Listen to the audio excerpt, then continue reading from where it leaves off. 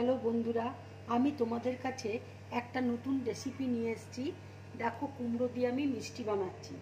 দেখো, এখানে কুমড়োকে আমি সেদ্ধ করে আমি মিক্সিতে বেটে নিয়েছি। এখানে দুধ রয়েছে, এখানে সুজিকে আমি মিক্সিতে গুঁড়ো করে নিয়েছি, এখানে মিল্ক মেড রয়েছে, চিনি আছে, মাখা সন্দেশ রয়েছে, এখানে কাজুকে আমি দেখো ছোট ছোট করে টুকরো করে কেটে নিয়েছি, এখানে কিশমিশ রয়েছে, এখানে নারকেল কোড়া রয়েছে, এখানে আমি এলাচকে গুঁড়ো করে রেখেছি। দেখো, এখানে পনিরকে আমি গ্রেট করে নিয়েছি। দেখো, এবার আমি গ্যাসটা জ্বালিয়ে নিচ্ছি।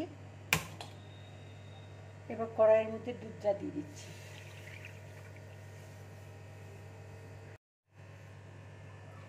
দুধটা আমি ঘন করে জাল দিয়ে নেব।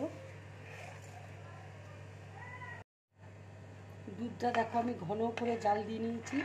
এবার সেদ্ধ করা কুমড়োটা আমি দিয়ে দিচ্ছি।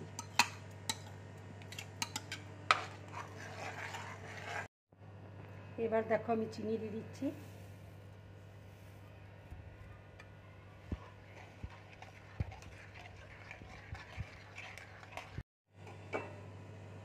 এবার আমি অল্প একটু সুজি দিয়ে দিচ্ছি।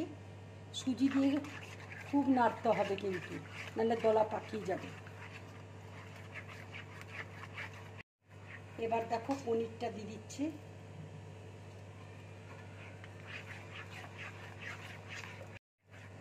এবার আমি নারকেল কোড়া দিয়ে দিচ্ছি, কিশমিশ দিয়ে দিচ্ছি, কাজু দিয়ে দিচ্ছি,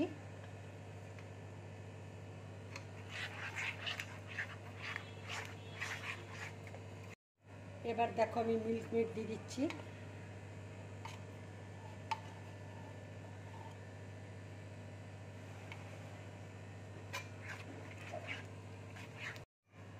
এবার দেখো মাখা সন্দেশ আমি দিয়ে দিচ্ছি। দেখো মিষ্টিটা পুরোপুরি রেডি হয়ে গেছে। এবার আমি এলাচ গুঁড়ো দিয়ে দিচ্ছি।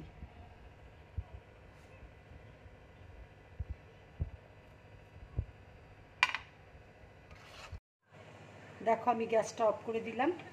আমার পুরোপুরি রেডি হয়ে গেছে মিষ্টিটা। এবার আমি প্লেটের মধ্যে ঢেলে নেব।